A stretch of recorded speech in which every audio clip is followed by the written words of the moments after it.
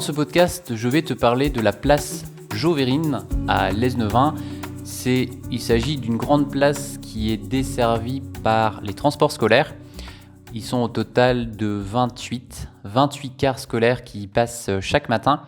Et je me disais que ça pouvait faire l'objet d'un podcast et te donner aussi peut-être des précisions, notamment si tu es conducteur, conductrice sur les lignes desservant cette place.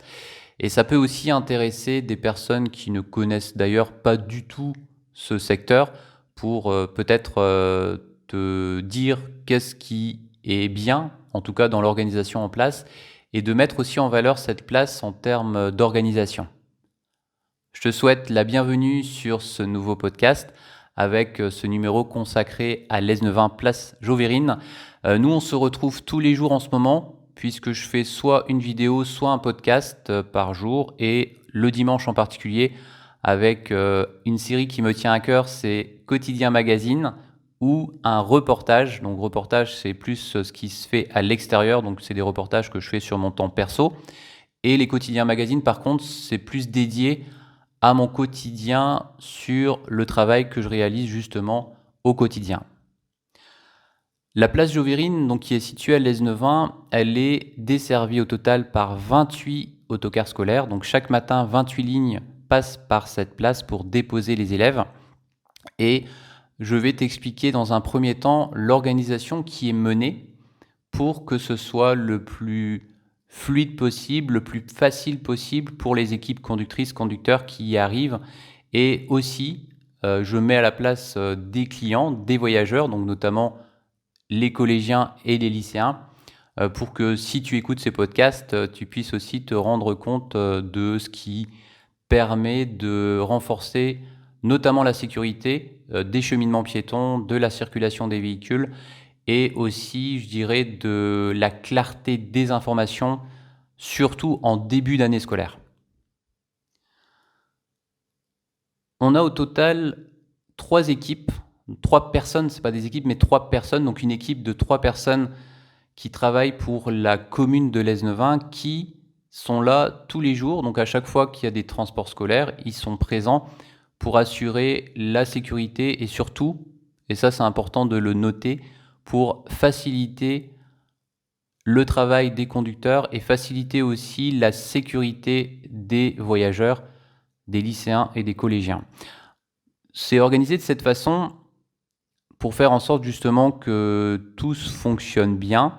C'est que les 3 personnes sont réparties sur le couloir de circulation. Il y a une personne qui est présente tout en bas de la place. Cette personne-là est vraiment attentif pour qu'aucun automobiliste qui pourrait, si tu veux, arriver sur la place par les rues qui se situent soit de façon, enfin, la rue qui est perpendiculaire à la place, ou il y a une petite rue aussi qui est un peu en décalé, mais pratiquement en face de cette place. L'objectif, si tu veux, c'est que cette personne-là ne fasse en sorte que personne, aucun automobiliste rentre sur cette place pour protéger justement les cheminements piétons qui se font quand les véhicules arrivent ou quand ils sont prêts à partir. Après, au milieu, il y a une personne qui gère surtout la partie voyageurs, donc pour voir si tout se passe bien, si peut-être ça peut arriver aussi des enfants veulent avoir des infos. Ça arrive aussi que des personnes, par exemple, qui n'ont pas forcément l'habitude de prendre un car scolaire, demandent des infos pour savoir quelle ligne il faut prendre pour aller à tel endroit. Ça arrive aussi. Et ça, c'est important de le savoir. Ils sont là aussi pour veiller à que tout se passe bien, qu'il n'y ait pas de débordement, que ce soit au niveau des bousculades, parce que ça arrive aussi de temps en temps, des bagarres tout simplement, et de vérifier tout simplement que tout se passe bien au niveau de l'entente globale entre les voyageurs et d'éventuels aussi autres passants qui peuvent aussi circuler sur cet espace, en tout cas pendant la période horaire scolaire. Et après, en haut, une autre personne aussi qui est dédiée pour bloquer l'accès à cette place pour les véhicules qui seraient tentés de rentrer par le haut de la place. Donc, pour résumer, aucun automobiliste aucun usager de la route n'est autorisé à utiliser le couloir de circulation, sauf évidemment les cars qui font des scolaires. En gros, il y a un filtre. Il y a un filtre qui se fait à l'entrée de la place pour que ce soit uniquement les autocars qui puissent accéder à cette place.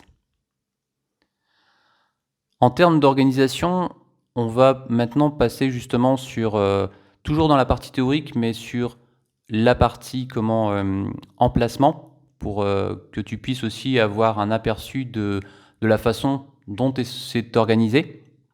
On a au total 24 quais de stationnement, donc qui sont numérotés en tout cas de 0 à 23, donc de la place, l'emplacement la plus basse, donc la 0 pour aller jusqu'à la plus haute 23, avec un quai supplémentaire qui est un peu différent des autres, qui est utilisé uniquement dans le sens retour, c'est le numéro 24.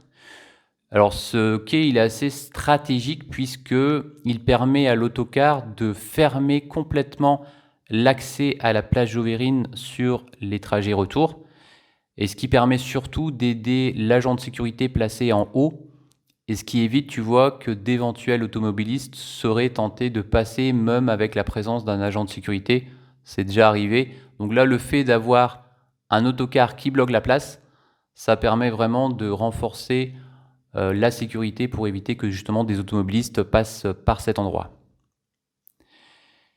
Et maintenant, je vais te donner un peu plus de précision, et c'est là peut-être que ça va t'intéresser sur l'organisation générale des affectations des quais, puisque on a changé quelques lignes depuis septembre 2022, et je vais t'expliquer les raisons, puisque on s'est rendu compte que lorsque quelqu'un arrivait et qui devait après enchaîner, c'est valable le matin, le mercredi midi et aussi le soir, c'est qu'on avait observé que les emplacements n'étaient pas forcément logiques par rapport à la réutilisation qu'on avait ensuite derrière.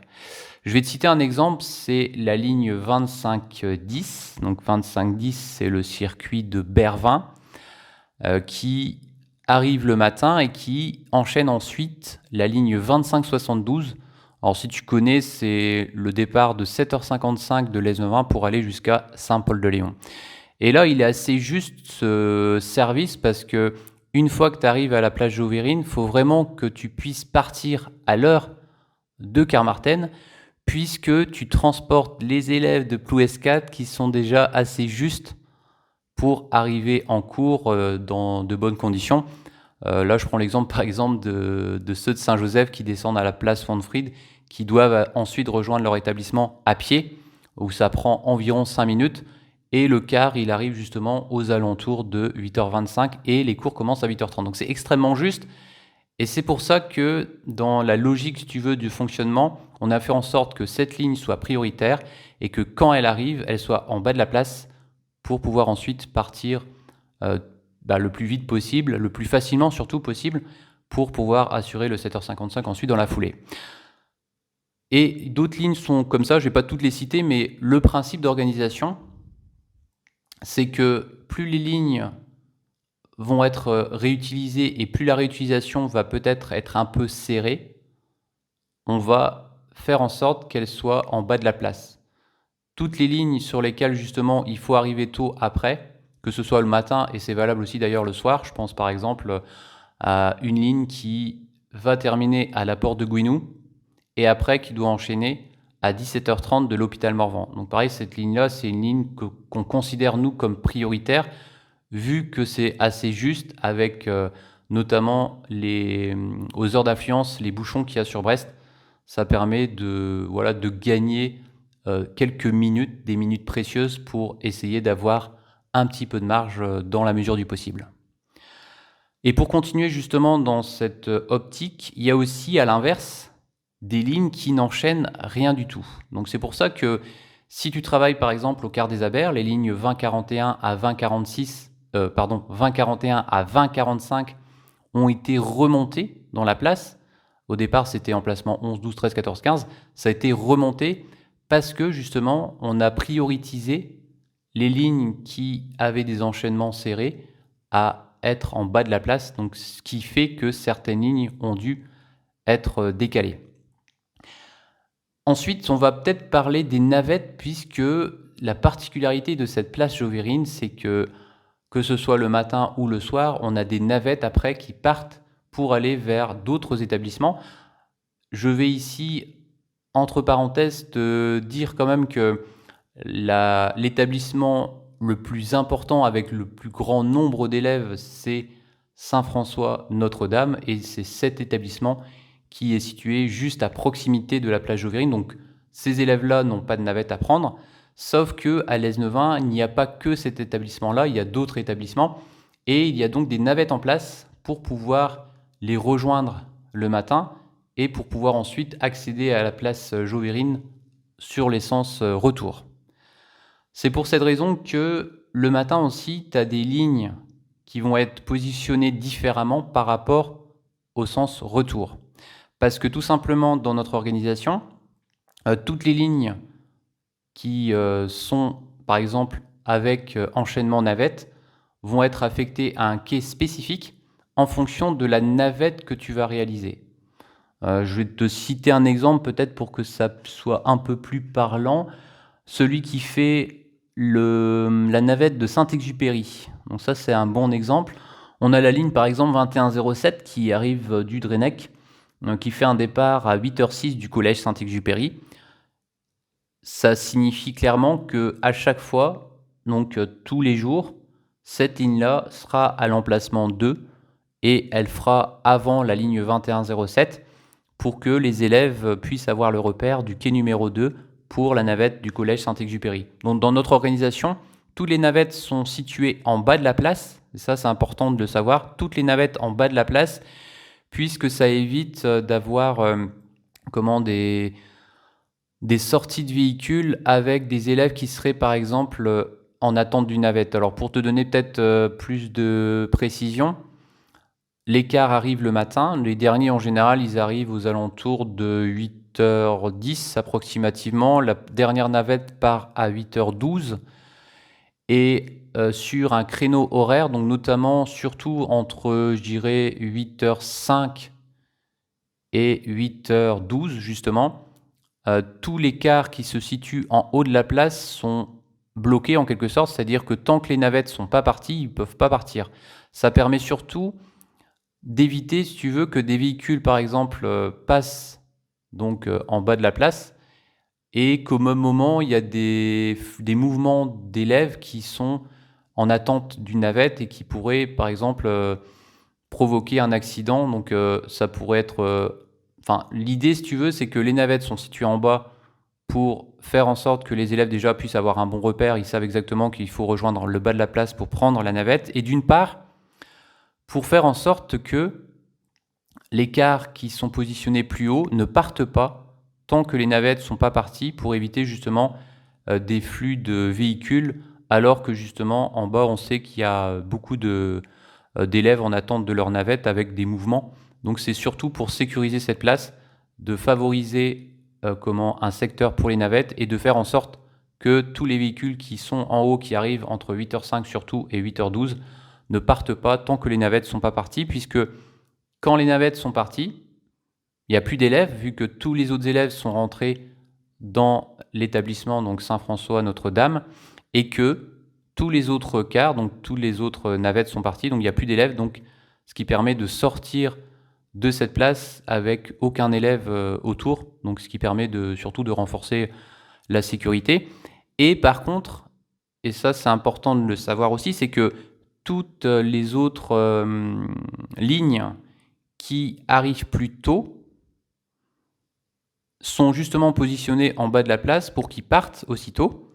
Donc on reprend l'exemple de la 2510, il va déposer à 7h48, il dépose, il attend que tous les élèves traversent, ça se fait assez rapidement, ensuite il part dès que c'est fait, et ça veut dire qu'après il y a encore d'autres cars derrière qui vont utiliser ce même emplacement numéro 1 pour faire en sorte aussi que parce qu'il y en a un autre par exemple qui arrive à 7h55 qui fait la 2402, donc ça c'est le code du salut si tu connais, et pareil lui il doit enchaîner un départ sur la ligne 24 après à 8h25 de Brignogan, donc pareil il va arriver derrière, il va déposer et hop il va partir dans la foulée.